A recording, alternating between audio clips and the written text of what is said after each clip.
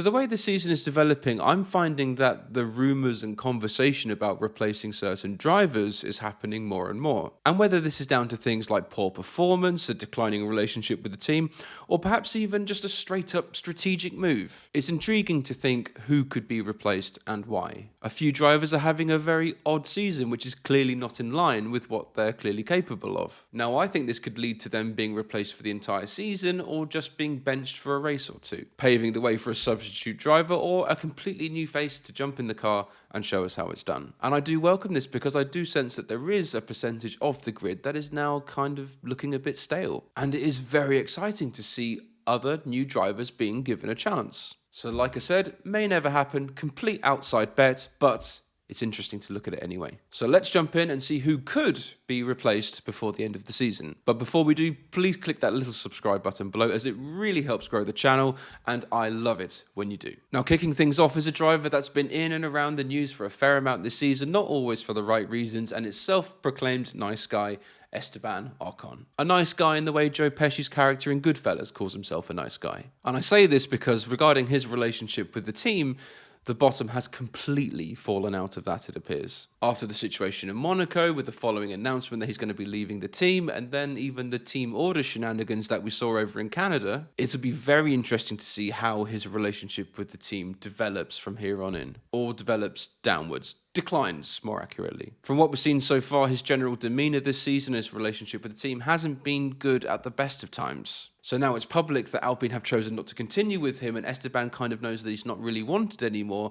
How he's going to respond to this is going to be critical, given that Alpine have given a clear indication that they want to go down the Gasly road rather than the Ocon road. This is only going to stir the pot further, and I do wonder if we will get to the point where his relationship with the team, or the team's relationship with Ocon as well, is going to be almost unworkable. Would they just be better off apart? So now that Alpine has become the dilapidated house of Formula One, and also with Bruno Don't F With Me famine in charge, there's the question of what would they have to lose, really, by dropping Ocon now? Unless Alpine's performance increases over the next few races, I would say very little. Okay, so you're potentially losing a driver that can score points and podiums on merit if the car is good enough. But if he's going to be pissy and toxic, if he's asked to do something by the team and given a clear order, that's not really helping Alpine's cause. It could even be seriously detrimental for both parties to try and continue and force this relationship to the end of the season. It may just cause too much harm, and in each of their eyes,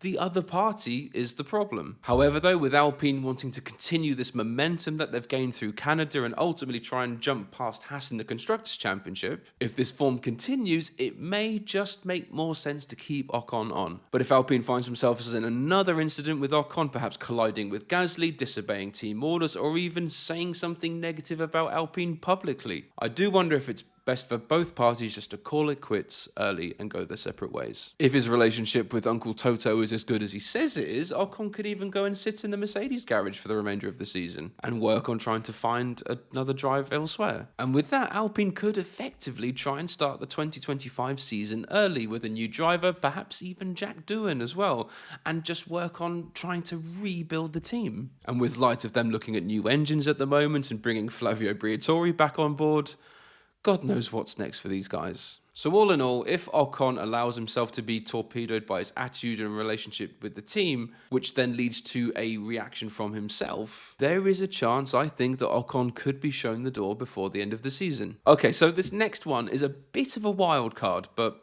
hear me out. So my next candidate for being replaced before the end of the season is Sergio Perez. But wait, Paul, you just did a video about how Perez won a new 2-year Red Bull contract. Yes, I did, but the more I think about this new 2-year deal, and also considering how Perez has been performing recently, combined with Red Bull's place in the Constructors' Championship being under threat, there just seems to be something a little strange about this. Now, by all means, Perez, with his current form and everything, he has played the game and won. He didn't really deserve a new 2-year extension, but by some reason, he's managed to pull it off. he will be getting paychecks from Red Bull for another 2 years. But as I said, given the circumstances, I do think perhaps this is a bit too good to be true. Now, although he signed for another 2 seasons, I just have this feeling in my stomach that if the Constructors' Championship starts hotting up, leading to Red Bull to lose their position and drop down to second place, could this then lead to Red Bull effectively benching Perez, who has probably exhausted all his chances by then, leading Red Bull then to bring in another driver like Tsunoda, Lawson, or even Ricciardo. Get a new driver in, seal the deal with the Constructors' Championship, and then deal with Perez later. Perez will still be on board and still be part of the team, just substituted out so the Red Bull can secure the Constructors' Championship. As I said, it's a wild card, it will probably never happen. But when that new contract extension was announced, Perez didn't seem to come across as all that delighted. From what I saw anyway. With this new deal, there are probably a hefty amount of clauses and terms which are probably twisting his arm a little bit. Also, by benching Perez and bringing in another driver to seal the deal with the Constructors' Championship, someone like Liam Lawson, for example, could this be a way for Red Bull to keep him on board and on their books for an additional season? Because I think Red Bull don't really want to let him go, but right now their hands are kind of tied. But also by now we've learned that F1 contracts really mean very little. They're full of small print and terms and legal fidgy-widginess, especially with Red Bull contracts and RB/AlphaTauri contracts. Like, where does the line get drawn? Which means that Perez, I sense, could very easily find himself at some point this season or next season in a V-carb, perhaps, or maybe even kicking his heels around the Red Bull garage as a reserve driver. Yes, he's still contracted to Red Bull for another 2 seasons, of course. He's still on the payroll, he's still part of the family and all this stuff.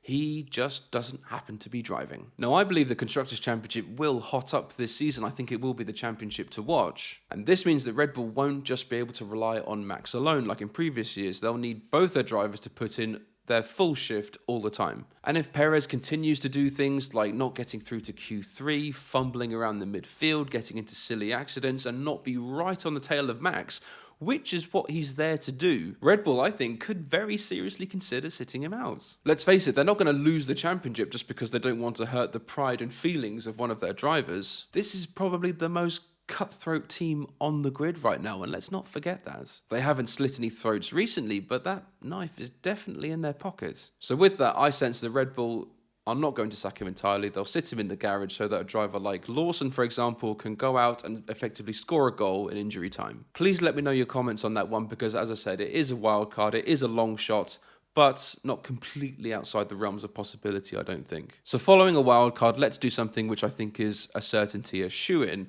and that is Logan Sargeant. And it is a shame, because good old Logie, he almost ticks all the boxes that you need to be a likeable F1 driver, except performance and talent. But you can only get let down so much. He's a nice guy, there's no ego to him, and when he does have an accident or something happens, he doesn't do an Esteban and blame the universe around him. He kind of focuses it all on himself, and that is a likeable trait. And also handing his car over to Albon in Australia and not making a song and dance about it was pretty well done, I think. But the thing is, Williams have given him a fair crack of the whip now. Their position in the Constructors' Championship is seriously under threat though, and they need both drivers on it all the time. And yes, there were times last season where it looked like Sargeant might finally be getting it together and finishing just slightly outside the points. But this season, though, there's been no hope for points or any kind of minor glimpses or flashes of talent. If he makes it to the end of a Grand Prix without any mishaps or accidents or whatever,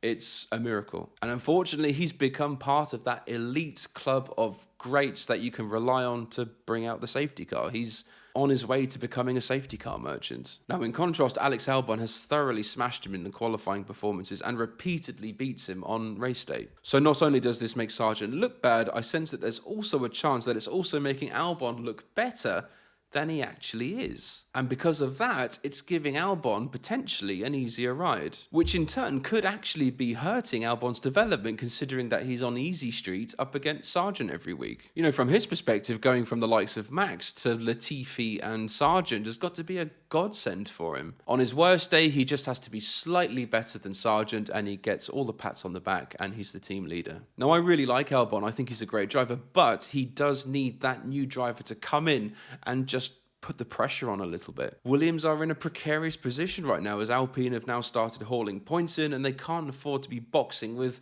effectively one arm tied behind their back. So they either need to bring in someone with experience or a young driver that the data shows that he can do the job. So hopefully now Williams owners will allow James Vowles to make this big decision, this critical decision that will need to be made. And like I said, it's a shame because he's a nice guy and everything, but that just doesn't cut it in F1, unfortunately. Williams need a guy, a new driver that can come in and be right up there with Albon. Or in fact, why does he have to be right up there with Albon? Why can't he be faster than him? Let's even think about that. And so with that, I think as we start pushing more into the European slots on the calendar, I think it will be announced pretty soon that Sargent has been replaced at Williams. Who with? Let me know in the comments. Let me know what you think. Anyway, thank you very much, guys. Please be sure to like and subscribe and also share as well. Thanks for watching. I'm Paul, and I'll see you later. Cheers.